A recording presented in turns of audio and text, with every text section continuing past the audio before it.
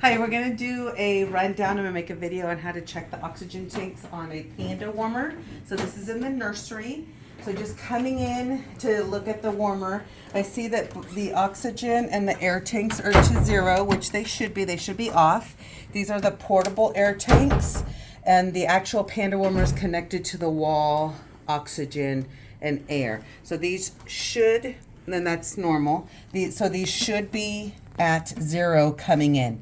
If you don't find them at 0, we'll talk about that. So first of all, we want to unlock the tires just to get good body mechanics of checking this Panda warmer, which I manhandled it there.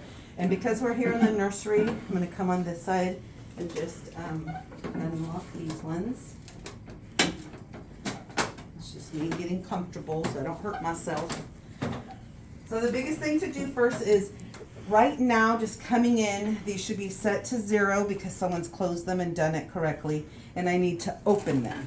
So first I'm going to come to the back, and I'm standing facing the back of the Panda warmer on the right. So supposedly it's a righty-tighty, loosey, lefty-loosey, but what I usually do is I don't remember that, so I come towards myself. So I did that, and I did one twist. So I'm going to do a second twist, and then I'm going to come around however I can shimmy this over, and I'm going to shimmy it however it wants to go on, and I'm going to do a twist. I think I heard something, but that's okay. I'm going to do a second one and leave it. Then I come to the front, and I see now both tanks have told me what their levels are. So then I would think that they're fine. So I'm going to go back to the back, and since I just did it to myself, my righty-tighty, I'm going to do my, see, it was opposite. But anyway, you get my drift. Now I'm going to tighten it, so I'm going to go back, and I'm just going to make sure this is nice and tight. I still feel like it can actually go tighter, which is actually a troubleshooting. If you don't have this tight enough, it will not clear the line. That's pretty tight, so I'm going to leave it alone because I don't want to hurt anything. Then I'm going to come back to the air, do the same thing, tighten it again. It feels pretty good. I did a little extra. You see how that force. So I should be good.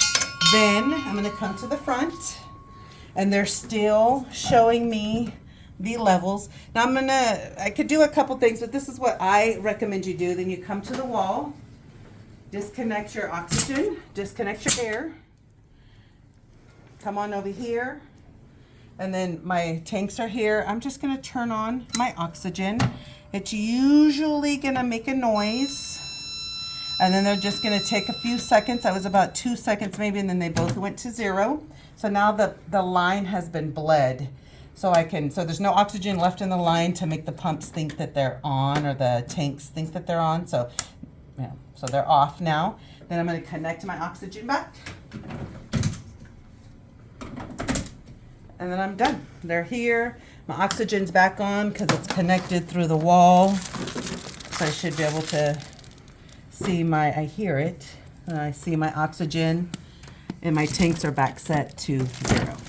Now, the only troubleshooting I can tell you is if you do not do it in that order, which I've had some nurses say, no, I did both of these. I did this, I did that.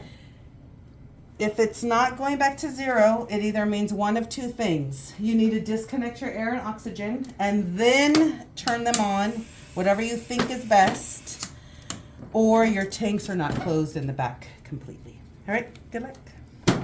Now you know.